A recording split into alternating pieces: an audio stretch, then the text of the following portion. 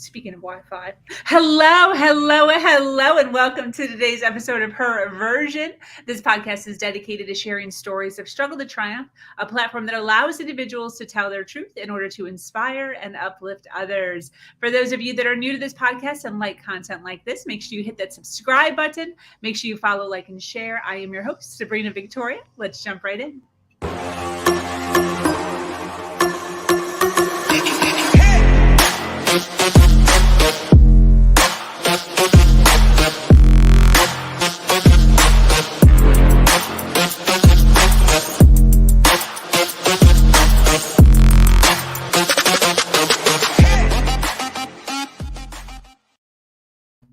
I am going to say that one of my favorite things in the entire world is when I see my guests just jamming during my intro.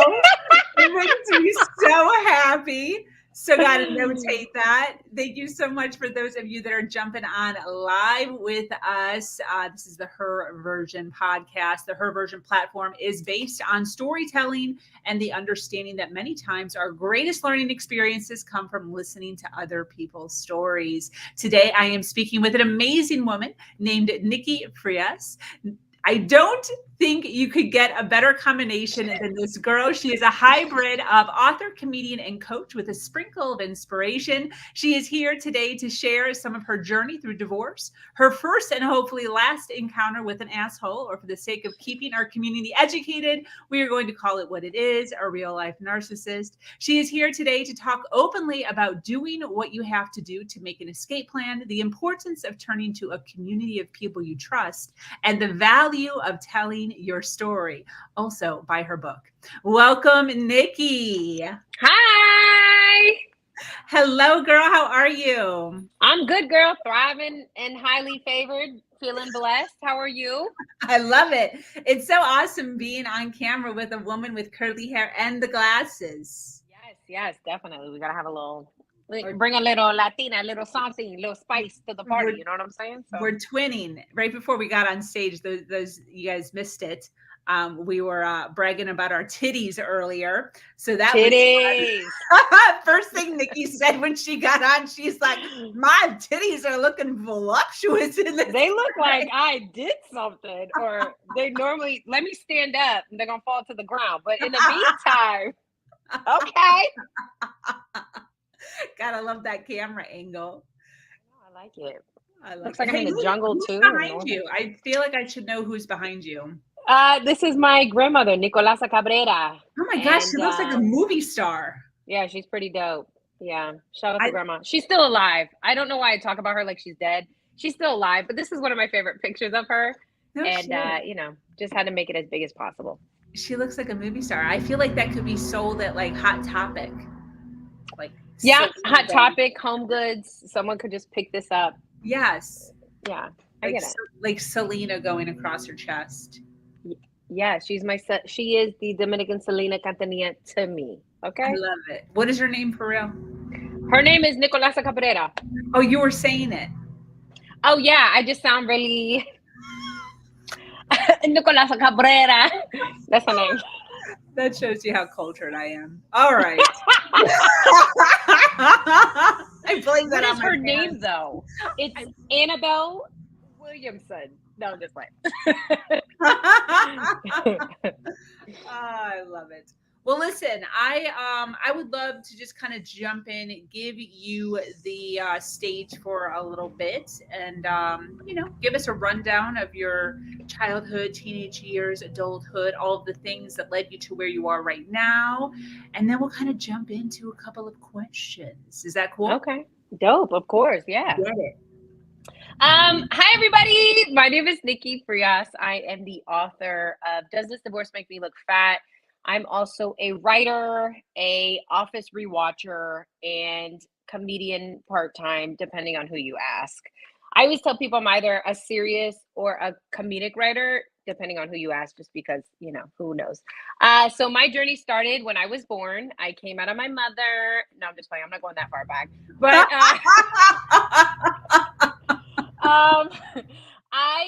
I really never thought writing was going to be my journey. I went to college, kind of did a super broad major. I did communications because I didn't know what else the fuck to do. And I got my degree. I got married to the same guy that I was with for 6 years at the time, because I was like, well, this is what we do. This is the next process. And then from there, I just kind of sold my soul to the devil and had a 9 to 5, and I wasn't happy. I was pretty miserable.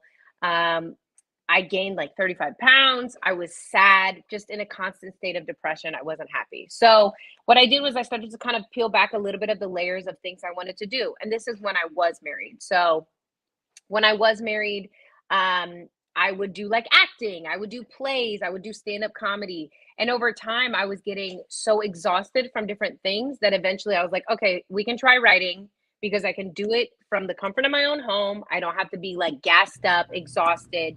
And I think I'll be able to reach a lot more people. I'm a very serious person, but I'm very serious about things that I'm passionate about. But I noticed a lot of people would trivialize kind of comedy, and I hated it. I hated that people, some people don't think that comedy's hard. Some people don't understand that it takes a lot of work for you to be able to entertain a room, and then on top of that, make them laugh. I can imagine. Yeah. Yeah. And, I just started to kind of like pivot. I always tell people like my journey has been a constant pivot, and it still is pivoting. So I started writing, and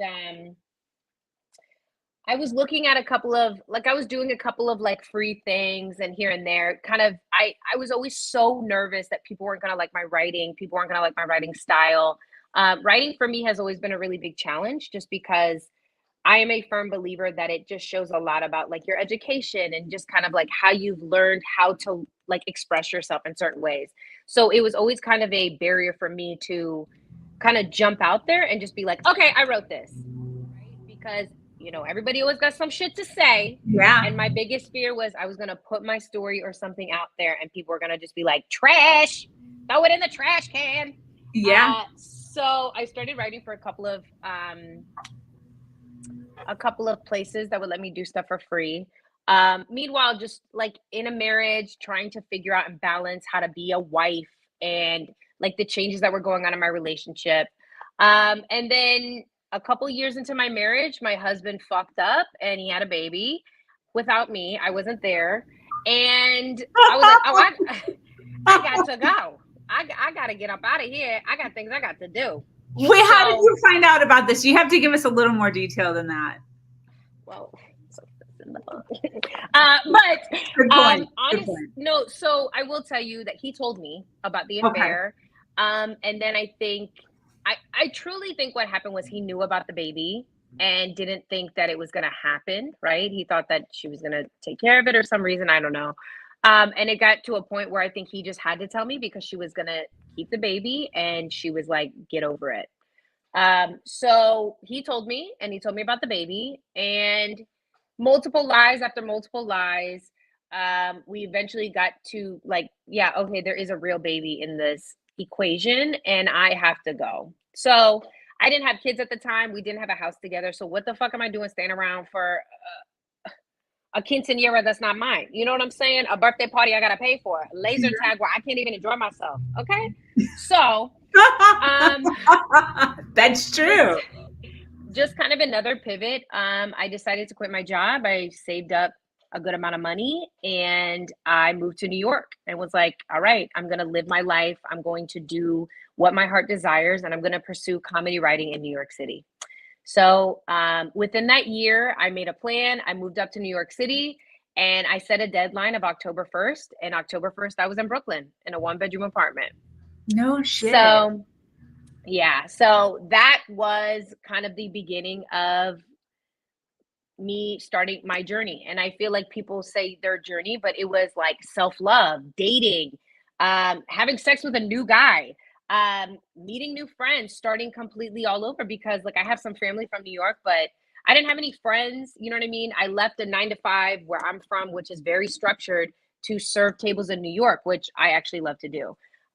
So it was, thanks, girl, never had it. So I was kind of starting all over, and it was fucking petrifying, because for a long time I was very dependent on my spouse. We had been together for 10 years. There were not things that I was comfortable doing by myself. I mean, I'm talking about walking the dog. I'm like, okay, where are we going? Like, we did everything together.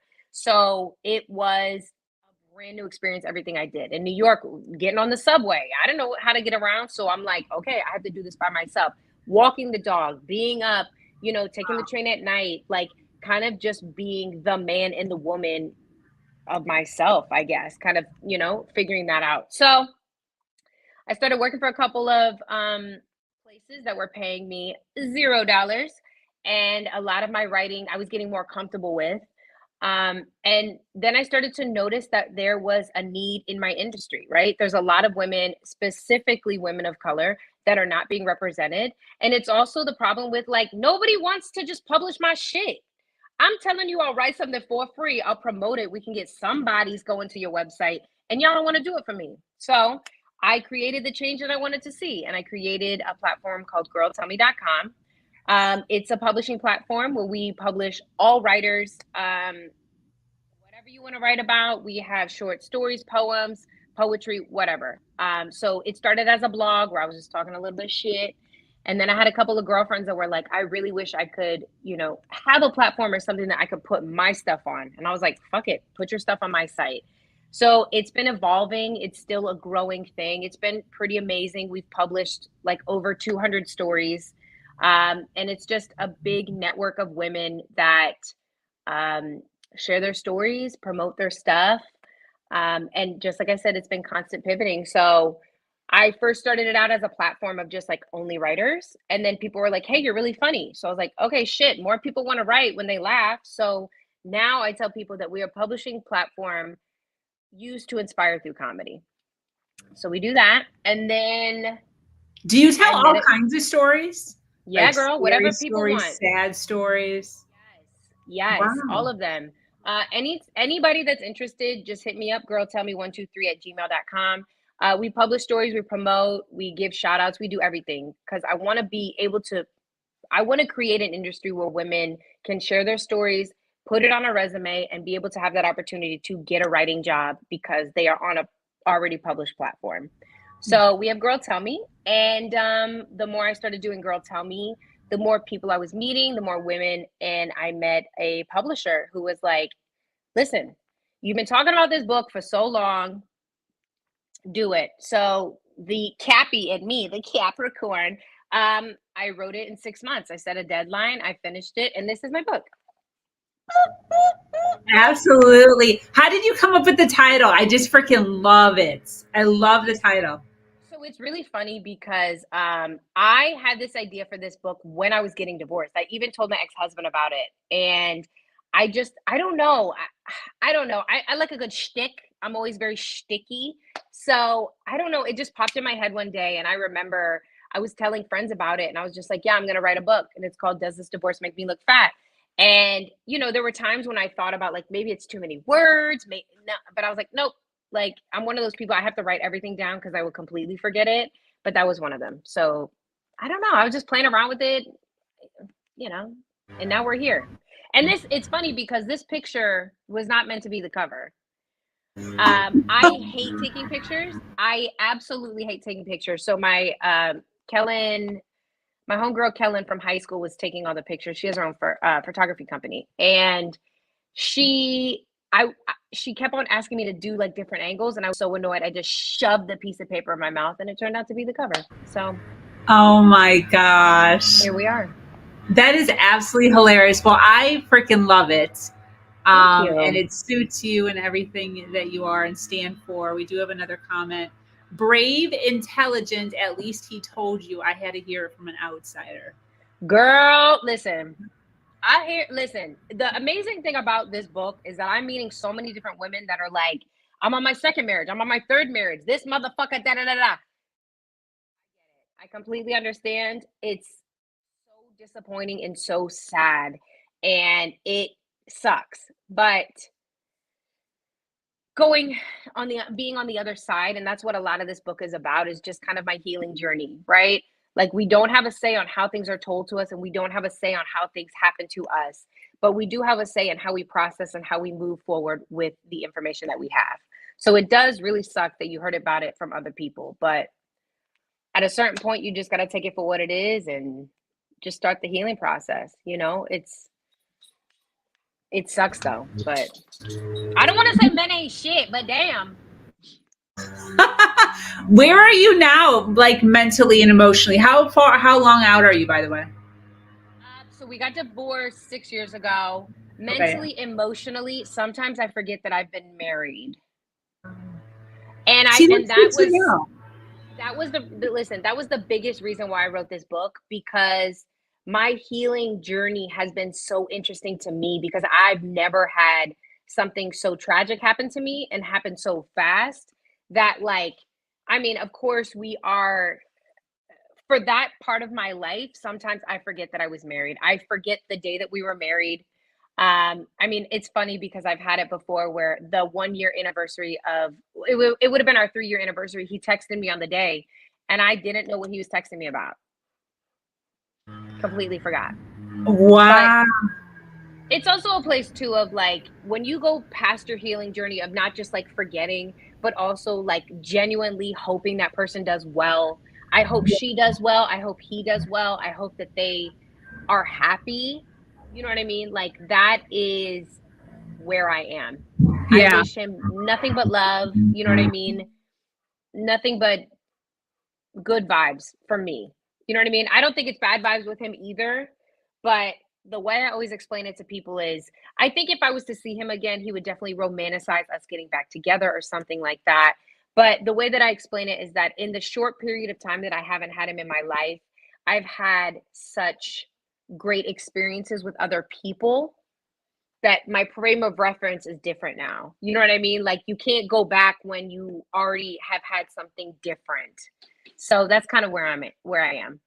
That's so awesome. And that's totally something that people need to hear, because a lot of times there's this lull of, this is going to be on me for the rest of my life. And if you do the correct healing and, really. Oh, yeah. Yeah. I mean, I think it also too needs to be acknowledged that healing never stops, right? Like, I will tell you, for me, I don't go back and mourn the relationship or things like that. But I will tell you that there are times when, I feel sad that I don't know if he's doing well, or, you know what I mean? Like just having compassion for another person. And it's also too, I'm learning healing with dating now, right? I'm 33 and I'm like, fuck, like, now I'm having to tell people my favorite fucking color. I want to know what you're investing. Okay? So it's a process. You know what I mean? So it's funny, it's funky, but it's something that you just gotta constantly pivot, and you gotta go with the tide. Yeah, 100%. So, right before you and I jumped online, I heard some commotion outside. And I was like, wonder what's going on. And then literally 30 seconds after I pressed the live button, I realized that they're doing the mowing and the cutting and the shrubbing right now. All right. So, okay. So just wanted to let you guys know. Sorry, girl, it's beautiful outside. That I'll be muting and unmuting as we go here. But Brandy's excited. Girls, help me. What's up, girl? What's up, Brandy? Brandy Lynn. What's up, girl? Brandy's awesome. So as far as the dating goes, which I find this so interesting, you ran into a little bit of a interesting character. Yes, I did. I actually did. I always like to tell people, I think in everybody's journey, I don't know, I can only talk about mine. I can't talk about other people. So if you're going to take this as your journey, girl, I don't know what to tell you. This is my journey, okay? Yeah. But I had never had, before I was married, a toxic ex. I never had somebody in my life that I was like, never, ever, ever, I hope to never hear from them ever again. And because I never had that, I think that I kind of struggled with boundaries and self-worth and seeing how people treated you, and acceptance and things like that. My marriage was, my ex-husband now was a very sweet man. Very, like, and I always tell people, like, he's not a bad guy. He just fucking did some stupid shit that I can't come back from, right? Yeah. But he's not a bad person. Our marriage wasn't the worst thing that's ever happened. You know, he was very loving, very supportive. But I did come into my first and I think only ever toxic ex. And he's in the book. He's under Brooklyn Love. But I never actually dated a narcissist before. And I feel like people throw around the term narcissist very lightly. But there were times when, I mean, I was looking it up. I was Googling it. I thought he had bipolar disorder just because I couldn't understand this person's mind. But it also taught me, like, you know, love bombing is a thing. Gaslighting is a thing.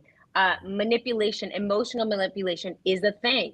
And while I am so happy I'm out of that relationship, it was something too that I am grateful for, because if I never had that, I would have never known, like, how bad it could be. Yeah. You know what I mean? And to have empathy for people who are going through that. People get stuck. Oh my God. And I always like, it's so interesting for me because I remember before the cheating happened and the baby and everything like that, for the longest I was like, I would leave. If he cheated on me, I would be out the fucking door. And then I found out he cheated on me and I was like, okay, we'll try to make it work. We'll go to therapy. We'll figure it out. We will try to make this make sense. And a big reason why I couldn't stay was because of the baby, of course. Because he lied, not even like, he just lied to me even when he was being honest. And it's kind of just like, I can't, you know. But what I will say is, with the whole situation with the toxic ex that I was with, it was one of those things where I completely lost my train of thought. Damn it. You were talking about the narcissist at first, and then you flung back to your ex. I don't remember, but I will say this. I will say that, sorry. What I was going to say is that people don't know how they would react in any situation. When I was with this toxic ex, there were times when it was physically abusive, right? It wasn't necessarily in the place of like him hating on me every single day, like we see in every fucking Lifetime movie, but it could be just like a shove or just like a push or an aggressive way of doing things to physically scare me, right? Not letting me leave. Things like that I didn't think that I would ever be put in those situations. And I didn't know how to deal with it, right? Yeah. And someone from the outside would be just like, all right, fucking leave. And I'm like, I love that logic. Thank you. I never thought of that. Yeah. But it was one of those things that, like, he was living in my house and he refused to leave. And I'm like, okay, well, I spent 6 G's to live here and I worked my fucking ass off to get here. So what am I supposed to do? Yeah. And then, you know, it's kind of the logic of, well, I'm going to call the police, but okay, the police can't sit in front of my door. Yeah. He knows where I live and I live by myself. Yeah. So I think a lot of people aren't really talking about too, like, the fear that comes with these toxic relationships of getting out, because, you know, we have people who support us and love us and we are so thankful to have them, but like, y'all not going to be sitting by the Ring camera. Yeah. Sure, his ass gets there and he leaves. Yeah. You're not going to be there. And, you know, it's not anything against them, but there's so many other factors that come into leaving that I think that more people should acknowledge, instead of just this ideal of like, well, he scared you, you have to go. Yeah. It's like, well, no shit. I know I have to leave. I can't go, but I know I have to. Yeah. So I know we're going to talk about it a little bit more, but that's when I started to kind of slowly make a plan. Not just being a woman, but I fucking love women. I love us. I love how smart we are. I love how strategic we are. Like, and I think so many women can relate to the fact that, like, when a woman is done, oh, she's done. Right. Yeah. And I knew within 4 months of that relationship that I was done. I knew he was never going to be my husband. I knew he was never going to be something. And we got quarantined together because living in Brooklyn in the middle of COVID was a shit show, right? And I just remember, like, I was like, I know I'm leaving. And when I leave, I'm not coming back. So I have to make this plan. And luckily, I have such a supportive group of people that I love around me that I just needed that one day. And I made a call and my friend was there the next day and I left. Wow. You know what I mean? And yeah. I had to lie, right? I told him, I was like, hey, I'll be back. I'll be back in a couple of weeks, you know? And then I intended to go back. And then I had some other girlfriends that were like, if you go back, you're just kind of continuing the cycle. Yeah. And I was like, yeah, it's, you know, when you hear those moments where you're like, shit, you're right. So I didn't go back. Yeah. I did not go back. And then that was it.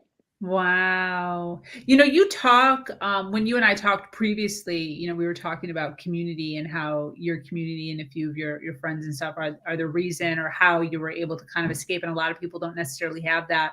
But I talk a lot about how, you know, you have to save yourself.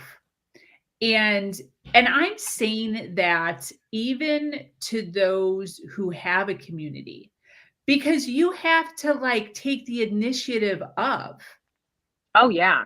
you know what I mean? Like no one is going to actually cut, like no one's going to swoop into your place and be like, Nikki, let's go. Yeah. And like grab you and pack all your shit and put it in a truck.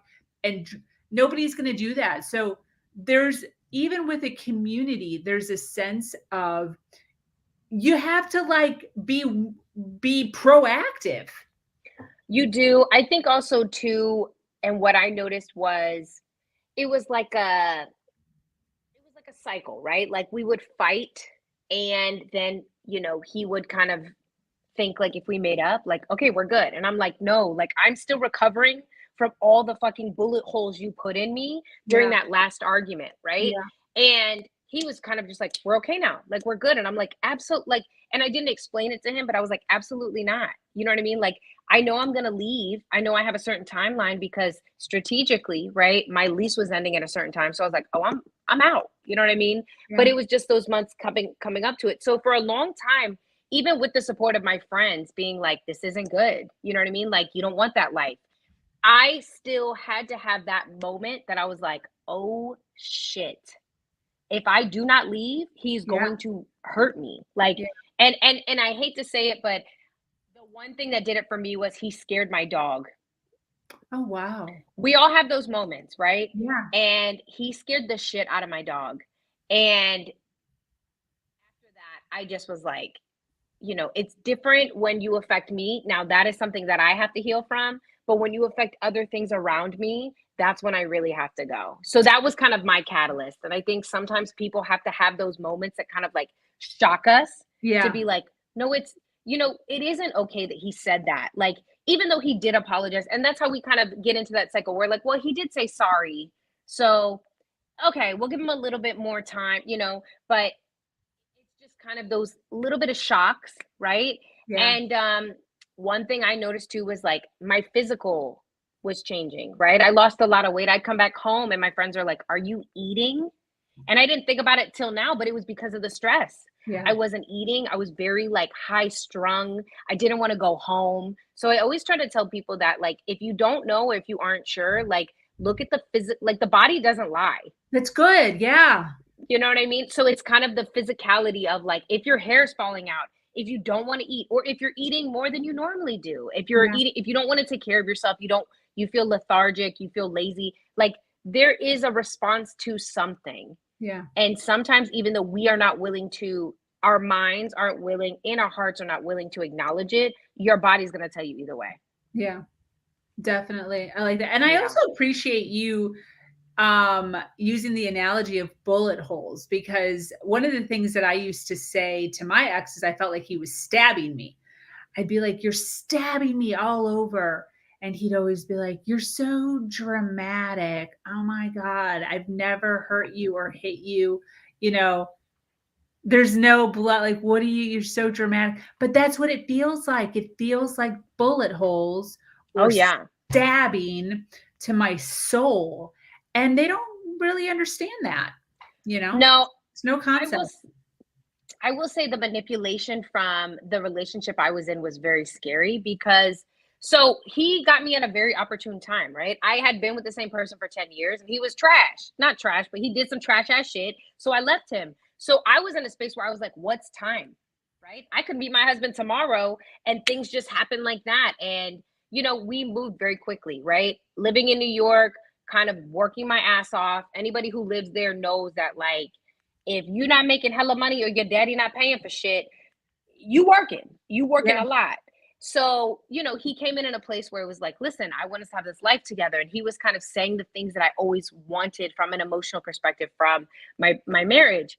And, he was just giving me all the things to a point where I was extremely vulnerable, extremely open. But then Wow. I started to learn that he was just doing that shit so he could just throw it in my face when he's pissed off at me. Yeah. And, it would just be really bad in fights that he would be like, I'm going to go out and cheat on you, because he knew that was my Achilles heel, because that happened. Or I see why your husband cheated on you. And I'd be like, fuck, oh my God, oh my, you know what I mean? And I would tell my girlfriends, and they're like, bitch, that's not how you talk to people. Nobody should ever say some mean shit like that to you. But I didn't, Wow. you know what I mean? You just, Yeah. you have to, so. Yeah. You don't know until you go through it that exists, Yeah, I think that I also will tell you too that it's hard, because I even notice now, like dating new people, I'm extremely guarded and I'm working through that. But there are some boundaries there, to a Yeah. point where it's hard for me sometimes for people to be nice. I'm like, what the fuck do you want? Yes. You know what I'm saying? And it'll just be like someone being nice, like, hey, can I do this? Or like, oh, it's, let me do this for you. And I'm like, I can do that shit myself. So I don't want to punish every other man that I date. Yeah. And that's kind of what I'm going through now. I'm kind of, like I said, it's always about pivoting and learning and growing. But, there are scars from that abusive relationship that, like, I mean, it's been 2 years now, 2.5 years, and I'm still healing from them. Wow. There's still like PTSD, it's Yeah. not nearly as much, but there was a lot of time that I had to like unlearn what somebody that I loved was telling me. Yeah. Definitely. I want to ask, through the years, 33 years actually of your life, there's been a lot. There's been a lot of ups and there's been a lot of downs. But what do you think was your greatest challenge? And yeah, what did you learn from it? I think my greatest challenge is, for me, realizing that I'm enough. And I say that because I still struggle with it. I'm getting a little bit choked up. But I don't know why. I mean, my therapist would tell you, like, it's my relationships and child, like growing up in your family and this and that. I mean, I came from divorced parents, but they're still like best friends to this day, which is another story, but whatever. But I just have always struggled with, like, I've always like never thought I was good enough. And I like imposter syndrome, but like with self-worth. And I mean, I've been going through it with therapy, with just feeling attractive and feeling good about myself, and understanding that, like, I've learned a lot through dating and interpersonal relationships, and I'm coming into this new, like, I'm that bitch era, and I like am starting to mean it. I've been saying it for a long time, but I'm Mhm. starting to believe it, but it's taken a lot of work. Loving myself and not tying my worth to a man is hard. Yeah, interesting. We're very conditioned to do that. And even now, this is the most successful I've ever been in my entire life. And I still have people asking me, like, so do you want to get married? And I'm like, fuck, I don't know. Like, I would love to get married, but like, have you bought my book? Like, hello, you know what I mean? But Yes. it's I'm trying to get myself out of it, and it's a slow process, and I'm coming on the swing end. And there will be down times. I'll feel like shit sometimes about it too. Yeah. I get really bogged down about, like, I was just telling one of my really good friends about, I get really bogged down and upset when I'm on a date and it doesn't work out, and it's not the immediate chemistry, and it's not the excitement, and it's not, but I do that because I struggle a little bit with, like, not tying myself to it, but just kind of tying myself to, like, will I find that love again? And am I deserving of that love? Yeah. Yeah. 100%. Renee's talking to you here. Oh, thanks, Renee. Let me see what you got. Thanks, girl. Thank you. I mean, I will say that humor has been one of the best things for me, because I am a very serious person, but I do always I am able to kind of look at like the other side of things with humor. It doesn't help that I like when I'm uncomfortable, I just laugh. Fuck it. You know what I mean? Like whatever. But you know, it is there is some form of relief, some just form of release when you're able to laugh about how shitty some things can be. Yeah, for sure. Have you always been that way, or is that something you have adapted over the years? No, I've always been this way. I've always been loud. I've always been comedic. I've always been, you know, just I am the I am like the obtuse like aunt, sister in the family where I'm like, who's fucking drinking? And everybody's like, okay, we're at church. Like, relax. You know what I mean? Like that is me. I will read the room and I don't give a damn who's in it. I'm gonna let you know I'm here. That's always been me. I love that. Have you done any or I guess when did you start diving into personal development, personal growth, reading, podcasts, all that stuff? So when I first decided I was going to get divorced, I had to do something different just because social media and things like that was not working for me. Even now, I still take breaks from it because it is very overwhelming. It's so stressful and it doesn't do well for me, right? I will get so bogged down in TikToks and Instagram that I'm like, I'm not living my life to the fullest, right? Yeah. So what I started to do, and I started to notice the method to my madness, was I just took a year off from all social media. I didn't want to potentially see my ex-husband. I didn't want to see like him and his girlfriend. I just knew that that would crush me. So what I did was I just kind of tuned everybody out. I made a big statement to my friends, like, listen, I'm going to be off of here. And I just allowed myself the opportunity to like be present and just like not be on my phone all the time. And I loved it. So what I would do was I would limit myself just because I'm, you know, I can't go straight cold turkey. So I just would go on Pinterest. I would go on Pinterest, look at things. I noticed I would get very bored with Pinterest because it's a lot of the same, but it would just kind of like fulfill that need. You know what I'm saying? Get me right in here. Yeah. And then I started listening to podcasts and just learning so many different things. Like I love NPR and stuff like that. And I just started to notice, you know, we were talking about earlier, like that physical, how you feel. And I was like, shit, I feel good. Like I feel better about myself. I'm going to the gym. I'm starting to feel better about how I look about myself. I'm getting back to what I need to do. And just kind of like learn the self process of self-love, self-care, and giving a shit about, you know, doing your hair every day. Yeah. But it really started after. When did you start seeing a therapist? Girl, that's also another chapter in the book. It's called Get a Nancy. I got my therapist maybe like a month in. Okay. We tried to do couples therapy, but he was, you know, a little busy. So he didn't really take it seriously. And I just knew that like for me to kind of get through this, because when I was talking to the people in my corner, right? When I was talking to the people that most supported me, the hardest part is that everybody's like, just tell them to fuck off and just move on. And you're like, no, that's not how this works. That's too easy of a process. That's not realistic. Yeah.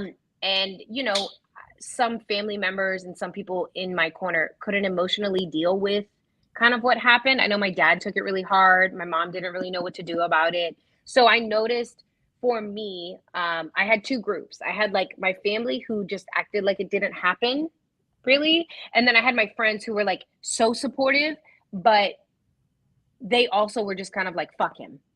Right? You know what I mean? Like as a girlfriend, just like, okay, whatever, he's trash. Anyways, let's get you cute. And I was like, I need something in the middle of like an unbiased opinion to be like, this is how you process, right? This is why you think this way. And this is how, you know, the interesting thing is I went to a therapist to like get over my marriage and try to figure that out. And I learned all about myself. Yes. So, I mean, I walked in, I'm like, girl, let me tell you about this man. And she was like, let's talk about your childhood. I'm like, what the fuck? So, yes. So, yeah. That's exactly how that works out. That's so. It really does. And I think it's funny because I was going initially like once a week and then once every 2 weeks. And then before you knew it, we were literally just standing there like, so do you have any plans this weekend? And I was like, girl, I don't need to come no more. Like my copay and my pockets, we have an understanding and we're good, because I just felt like I was able to like move on to the next chapter. Yeah. I wasn't crying about the divorce. I mean, listen, I cried later on, but you know, here and there, right? You got to allow yourself to cry, but I was able to talk about it and not break down. Yeah. And I was eating, so that was good too. So these were all pluses. Yes. Yeah. I like that you're talking about the in-between part and getting over that, because I think that that's a lot of the issue that many people have, as far as, you know, they're sitting here, they're listening to us, they're like, okay, Nikki, I get it. I'm feeling inspired by your story. I'm in a shitty relationship, or my husband cheated, or whatever it is. And they're sitting in the darkness right now, and they're looking towards the light. They're like, I see Nikki. I see her. I get it. But I have no idea how to get from this shitty spot to that better spot. What are the steps? So I like that you're actually, you know, you're saying that that was also an issue for you. You're like, where's the middle part where you jump from one, you know, the jump from one to the other. So in your experiences throughout your challenges and all the things that you've gone through in your life, have you seen a some steps, like a 1, 2, 3 steps that you physically or emotionally, mentally have done in your stories to get you from kind of a darker spot to a lighter spot? What do you do? So the first thing I would say for people who are in the dark and don't really know where to go in the light is understand that like all the advice you're getting from somebody that's not unbiased, right, are all of their personal projections. Okay, so you talking to your mother. Explain you that. talking to your mother about a man, she gonna go back to her men and all the stuff she had to deal with, because our perception is what we've experienced, right? Now, granted, my therapist, Nancy, she had her own shit. Yeah. But I trusted Nancy more because she had dealt with more people in these places that she could become extremely unbiased. She didn't love me. She didn't give a fuck about me. She didn't know my ex-husband. She didn't know any other thing except for what I told her. And luckily, because I paid her and she's been doing it for a long time, she could keep it real with me. She could be like, Nikki, what about this? And what about that? And you have to consider other things. So the first step I would tell people is, if you don't know where to start with somebody you don't know. Yeah. Start with a therapist. Start with, you know, maybe a coach. Start with somebody who doesn't have any skin in the game to be able to tell you. Because listen, we also have to take our own accountability, right? There were times I was not the best wife. There were times when I was like, go fucking fold your own clothes. Get up out of my motherfucker. There were times that I didn't handle situations the best way I could. Yeah. So allowing that space for people to come into your world and be like, listen, yes, this person fucked up, but this is what you fucked up too. And this is how you can be better for the future. I would recommend doing that first. That's at least what I did. If you want to get into specific concepts, I also told myself to, I am a very structured person. When I found out, I moved out within a week. I packed my shit up. I had a car full, but I'm also one of those people, I'm not petty. You can take the rings, you can take all that shit, because I don't want an excuse to have to see your ass unless we're not signing papers. Okay. So for me, I told myself, like, I have to go. Like, you have to rid yourself of whatever is bothering you. It could be a relationship. It could be a man. It could be a woman. It could be whatever. But like, once you are truly ready, you need to have a plan in place that puts you in a place for success. Yeah. And that comes from ridding yourself of that person, setting hard boundaries, splitting the lines, you know what I mean? And then it's all personal growth. Like, the hardest part is leaving. And then after you kind of get over that hump, it's just an educational process. It's you learning like where you can be better, where you fucked up, and how you're going to move in the future. Because nothing else matters, right? Like, people come into your life, they leave. Okay, cool. My ex-husband came into my life, he left, cool. But let me tell you, the lessons that I learned from that marriage were needed. The lessons that I learned about myself, like, were needed. And that was all from interpersonal, like, learning about who I am. Yes, 100%. So those are my steps. Like Renee said, burn everything. Well, don't burn everything, but put it to the side. Put it in the closet so you don't got to see that shit. Unless it's expensive, and then pawn it. Okay. Put it on Facebook Marketplace. Do some shit like that. But if it's not that, it's just kind of like set yourself up for success. We all have that friend that's like, well, I'm just not gonna block him. Like, I don't like, that's so final. And it's like, no, bitch, block the number, delete it. Like, even though you have it memorized, he does not need access to you. She does not need access to you. If you are that serious, you have to eliminate this person from your life, and you're gonna have to grow individually. Because the funny thing is once you grow to a certain point, once that person comes back in, you're like, who is this? Oh, have you always really feel like that? You can just kind of see it from the natural progression of your own growth that like, this ain't it. And it wasn't it. Yeah. Looking back now, do you see where where it maybe wasn't a match? What's your thoughts on that? Girl, yes, I completely married out of convenience. I kind of fell into the societal expectation of like, you go to college, you graduate, you get married. We had been together for 6 years, but it wasn't that like, I mean, even I remember on my wedding day, and I talk about it in the book, I had one of my best friends was in my bridal party, and he goes, are you scared? And I was like, no, what's the worst that happens? We get a divorce. And not even thinking about like, bitch, you should not be saying that on your wedding day.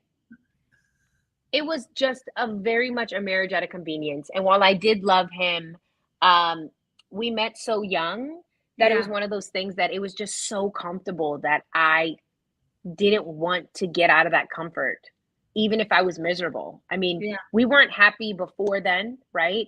Because we were just such different people. I like to go out. He wanted to be in the house. I want to talk to people. He wants to not talk to people, you know? And he just wasn't nearly as present or introspective as I was. And that's completely fine. But we should have never gotten married. Wow. Isn't that interesting? Yeah, it's crazy. When did you realize that? Like really soon after? Did it take you some time? It took me some time. There were things that like I just was, you know, because I don't think people understand. And I learned this through having like emotional connections and deep love and better sex and better food and better dinners and date nights with other people, right? Yeah. Because I didn't know that was out there. I didn't know that that chance was out there. I didn't know that type of love was out there. And I only experienced it with other men. And then I was like, oh shit, I could have this? Yeah. And that's when I could look back and be like, okay. Yeah. It just wasn't, it wasn't for me. That's so interesting. I love that you're saying that because, you know, I've never been married. So I'm just about to turn 40, still never been married. I do have a fiance. But and this isn't not to like project onto anybody's life or feelings or go ahead, girl, project. Throw it out there. Like, how are you only having intercourse with 1 or 2 or 3 people and then marrying? I just don't understand. When you're like teenage 20s, you don't even know what the fuck you're doing until you're like 30. Because you don't know what you're doing, right? You think sex is just like, all right, I guess, all right, this is awkward. Okay, cool. Hurry up during a commercial. Like, I mean, we were fucking like we were 40, 50, not even 40, because I feel like 40 is the freak number. We were fucking like we were 70. Let me take that back, okay? What I'm saying is that we didn't know what we were doing. I didn't know my legs could twist like that until I met that one guy. And I didn't know he could hurt me like that and maybe call me back until that other guy. You know what I'm saying? Yeah. But it comes through experience. So I get that now, right? Like I talk to girls now that are like 21, 22, and I'm like, girl, go out and fuck somebody. Like, just try something different. And, you know, maybe go out and fuck somebody is a little bit harsh for some people, but like experience things, learn your body, learn what you like, what you don't like. But when you're dating somebody at 18, you just kind of think this is what it is. Yeah. So that's why it is so easy to only have awkward sex with 3 people and then be like, all right, well, let's get married. You know what I mean? Because you don't know what it is. And then you get it, and then you're like, honey, okay. And then I always kind of wonder too, as far as individuals who are in those relationships where they like married their high school or child college sweetheart. How do you have that conversation, which I'm sure many do, but to go from saying, hey, can we stop having like 20-year-old sex and now like go buy a book from Barnes and Nobles and like try some new shit out? Like, who starts that conversation? What does You that just say look it. like?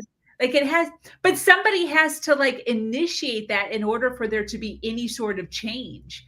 So Okay, like, Sabrina, let's not get it twisted, okay? We so have I don't all have this issue. I'm talking about other people. Like, how are people doing this? Because I'm just thinking of myself. If my man came to me and said, hey, I want to do this, blah, blah, blah, I would be offended. Okay, let me I tell you would be this like, then. what? I'm the way that I'm doing it isn't good enough. Okay, so like, first of all, I hear you. Yeah. This is how I think about it. You ever think about like when you first start dating a new guy, and maybe this might be a little inappropriate. Should we be No, inappropriate? nothing's No, we're not. inappropriate. Okay, and he's going down on you and he's trash at it. Okay, and you're like, hey, maybe try it like this. Yeah. Maybe try it like that. That's how you have to introduce it. So you don't have to be aggressive and be like, listen, I want you to start wearing a cape. Maybe one day you put on some fucking cat ears and you're like, oh, let's try it. Like I think the best way to kind of explain to somebody what you want is by like doing it yourself, right? By like, if Okay. you want to do role play or you want to do something spicy or something different or fun or whatever, just jump out there and be like, what do you think about this? Like, Yeah. oh, and then see how they are and then go from there, because we've all had to teach a man how to do something. Okay. Yeah. So I agree. It's also, I think this also might be, I might be projecting from my past. So my ex, the narcissist, there was a few times when I tried to sex things up a little bit, and he accused me of cheating, like hardcore. He wow. was saying that I like learned it from somebody else, and I literally just like read it in like the freaking 17 magazine or Glamour or some shit while I was at the grocery store, like Yeah. But it's funny you say that though too, because like you're giving that example, right? I remember with my narcissist, he never wanted to do anything I did with other men. So he was kind of the same way. Like I'd be like, hey, I want to go hiking. And he'd be like, have you hiked with other men? And I was like, yeah, I've hiked with a lot of people. And he'd be like, well, then I don't want to do it. Or if I was to introduce something like that, he would be like, did you do that on other men? And I'd be like, yeah, duh, I'm doing jumping jack, And he'd be like, well, then I don't want to do it. So wow. I think that's also an interesting piece, because then that also kind of tells you more too about your partner, right? Yeah. If you're trying to be open and fluid with your partner and they're kind of throwing it back on you as a negative thing, like maybe we might have to take a couple steps back and think about like where we are in our relationship and why did I feel so comfortable and why are they not? Yeah. Very interesting. Definitely something to think Oh yeah. about. What's the number one lesson you've learned about life? Oh, I love this question. That anything you want is attainable. You just have to do the shit. And I know that's so cliche to say, but literally you can create anything you want, especially in this day and age. And you can have exactly what you want in whatever way you want it. I love that. The interesting thing I will say to this is success is very different, right? We have this expectation of, oh, well, I'm just going to do this and it's going to be the biggest thing in the world. But you have to, at a certain point, ask yourself what you view as successful. Do you want to be famous? Because if that's your goal, then you might have to do something different.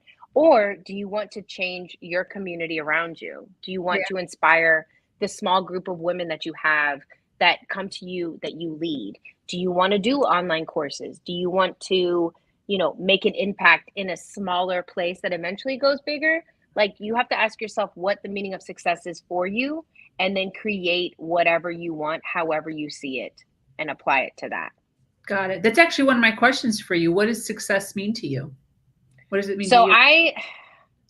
it's interesting to me because my journey, my interpretation of success has changed. At one point I wanted to be on SNL. You know what I mean? I wanted to be that person. And I feel like I am an SNL character around the people that I love and know. But then I moved to New York, and then I realized, you know, I took a couple of classes at UCB, and I was like, I don't want that life. They work 6 days a week. They have 1 day off. They don't have the opportunity to maybe do as much as they'd want to with other things. So that's just an example, though, right? I am asking myself the question what I think success is from the more success that I've been given. So my book came out and it's been very exciting, but I've also was telling my friend, I'm like emotionally fucking drained because, you know, it's so exciting and everybody wants to share their story, but I'm like, damn, a bitch got to go home and I just want to sit down and I want to take a nap. So my interpretation of success right now is just helping people around me in the best way I can. I work at a high school, so I've started a writing club. I teach adults comedy writing on the side.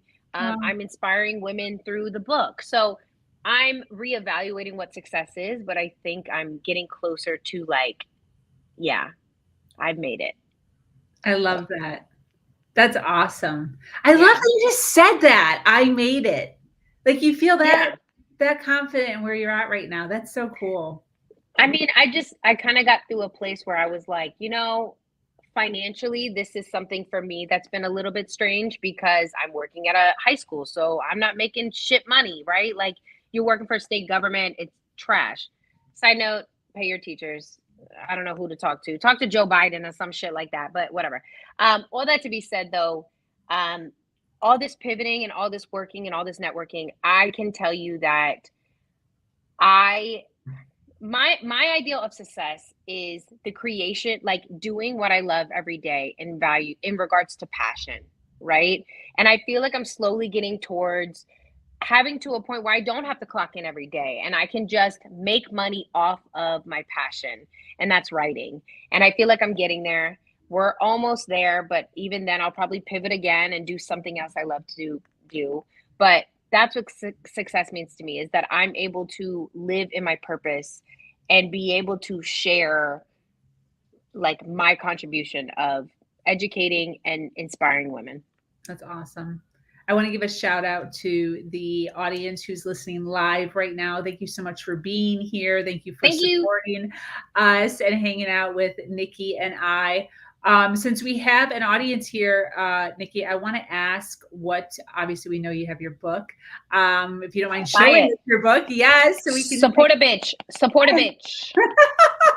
And it's on Amazon and BarnesandNobles.com. What else do you do? You're a comedian. You have the website. Tell us in a nutshell who you are, what you do. So I work at a high school, like for my 9 to 5, but I don't call that my passion. So I always tell people that's not my job. If people ask me like, what do you do? I'm like, I'm a writer, because that's what I do. Yeah. I also too am going through a phase of being delusional, right? Delusional in regards to like New York Times bestseller. It's only a matter of time. Just give it time. Let me work. But my 9 to 5, I work with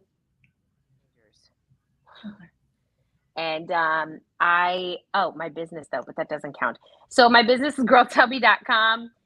It is the writing platform for, I know some people were on here, some people may be new to the crew, but it's girltellme.com. It is a publishing platform for really anybody. We also have a couple men on there, but mainly a lot of women contribute, but it's for women just wanting to share their story.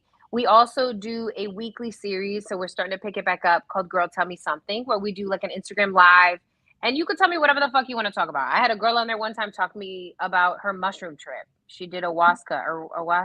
Yes, ayahuasca. She did ayahuasca, and then I had another girl on there who was talking about like she was a sex worker for many years, and she's transitioned, and she's done all these things. So we have Girl Tell Me Something every Tuesday.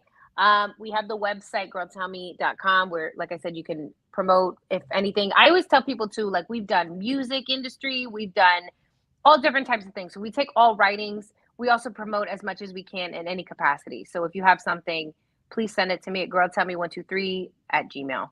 And then I also have my book. Send you the article? Yeah, send me the piece, and then I'll go through it. And then you'll just send me a bio and a headshot, and then we'll promote you. We'll put you up there and we'll talk about you and, promote it and everything on the site. And then for my book, excitingly enough, we have my first Barnes & Noble book signing is going to be this Saturday.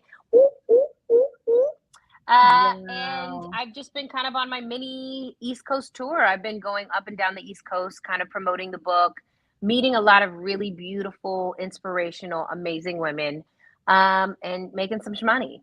Yes. We live in an Yeah. economic planet. We got to make the moolah. I mean, a bitch want to get her nails done, so hold it down. Like, hello. These plants aren't going to feed themselves, okay? They actually do with the sun, Exactly. but it's okay. Yeah. Exactly. For those of you watching on the replay, make sure you hashtag replay so that we know that you were here and we can send you some love. I want to ask Nikki, before we close up, what is some advice that you would give to females who are struggling to find their authentic selves? My advice would be keep trying. Even if you don't know what the fuck you're doing, fake it till you make it. Keep going, keep doing it until it feels right. If it doesn't feel right, just pivot. Try something else. Yeah. If it's something that you know, life is about pivots. I've said it multiple times throughout this thing, but pivoting is in every aspect of your life. It's going to be in dating, it's going to be in self-care, it's going to be in self-love, it's going to be in therapy, it's going to be in your career. It's always constantly just always keep swimming, keep swimming, as Dory would say. So if you don't know where to start and you don't know where to go, right? Start with what you know, start small, and then build out from there. I mean, especially with how we are in the times that we are in, there is not something that's not talked about. There's not something that hasn't been done before, right? And I always tell people too, if you really don't know where to start, then copy someone else. Because Yeah. at a certain point, it's going to become your own anyways, right? True. If it deals with self-love and you don't know where to go, and then you see people who, I always have a lot of girlfriends who will tell me, like, I have to get my nails done, my hair done. Start there. And if you don't like it, try something else. You might go to the nail salon, meet somebody that's like, hey, I'm doing a free, yoga class. You should try it. Always be open to trying different things and listening to what feels good for your body. Because you'll know. We know about our own individual simple pleasures, right? Like, I love coffee. I know that that's something that I love to do because I have like a physical reaction every time I drink it. So we already know those things about ourselves. Just be open to exploring them. Same thing with your business. If you're like, well, I want to start a business, but I don't know where to really start with the things you like. Because if it's something you want to do on a daily basis, it has to be something that you truly love. Definitely. And build out from there. Definitely. So and just good. keep going, girl. You got it. Whatever the fuck it is, keep going. Until you make it. Because nobody knows except for you. Yeah. Yeah. Definitely. I was just interviewing a woman the other day who was talking about beliefs and how there is no such thing as belief. So anything you believe negative or positive about yourself, it's all false. It was so crazy. It was the most like out of mind concept. And it totally made sense as she was breaking it down. Like we pump ourselves up to say, fake it or make it, or fake it before you make it, or whatever you just said. And then we have other people who are like, oh, poor me. And they're both false. They're just both just total shit. Yeah, but my ideal is that that's okay though, right? Yeah. If that's what I have to do to get to where I have to get to, then I'm gonna do it. Exactly. Like, exactly. My therapist told me the other day, I would tell her something and then I'd say, but, and she goes, everything after but is bullshit. Yeah. Very good. It's just what it is. Everything after but is bullshit. I wrote this book, but okay, you wrote a book. That's it. Everything after that doesn't fucking matter. Yeah. So I've had to learn those things. Yes. Yes, absolutely. Well, this was fantastic. I so appreciate you hanging out with me and chilling. For those of you that want to check out the website, it is, it's here somewhere. I can tell it. The entire time. Yay! Yes. Nikki Frias, girl, tell me. And so writing, you have writing on there. Do you have your book for sale on there? I have the book on sale at the top. The book is called Does This Divorce Make Me Look Fat? It's on Amazon. Just type in Does This Divorce Make Me Look Fat? Or just type in my name. My name is Nikki Frias. Also, too, I tell people, please review it. If you're going to do less than 5 stars, then tell that shit to someone else. Don't hate on my coin. Thank you. So is there an that's all I got. asterisk? Is there an asterisk on that sales page right there that says that? There should be, but no, I'm gonna add that today. I had somebody go in and give me a 2-star. I don't know who it was because they didn't say nothing, but I said, "Your mom's a hoe." What's up? Renee Hill, appreciate you. So listen, people know if you give me less than 4 stars, bring your negative ass. Go take that shit somewhere else because I don't need it. You fucking with my money, okay? Thank you.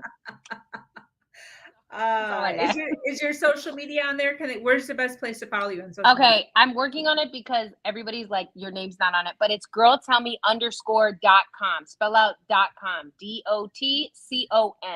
Oh, so wow. my Instagram is girltellme_.com, spelled out. Beautiful. And I'm stupid as shit.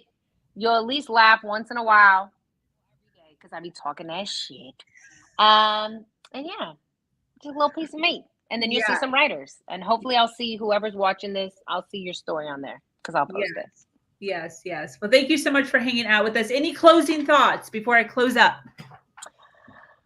No, I thank you so much for having me. I really appreciate it. I love what you're doing. And you're kick-ass. I'll be on here anytime. Thank you. Love to have you back 100%. We have impact panels every month, and you will definitely be getting an invite. So for those of you that are watching live, thank you so much for hanging out with us. We so appreciate it. If you're watching on the replay, make sure you hashtag replay so we can send you some love.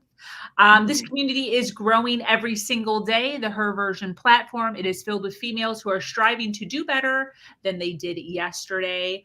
If you like content like this, make sure you like and subscribe. If you have a story to share of struggle to triumph, make sure you reach out to me personally or at herversion.life. I am your host, Sabrina Victoria, and I'm so grateful to be here sharing a platform that allows people to share their truth and inspire others.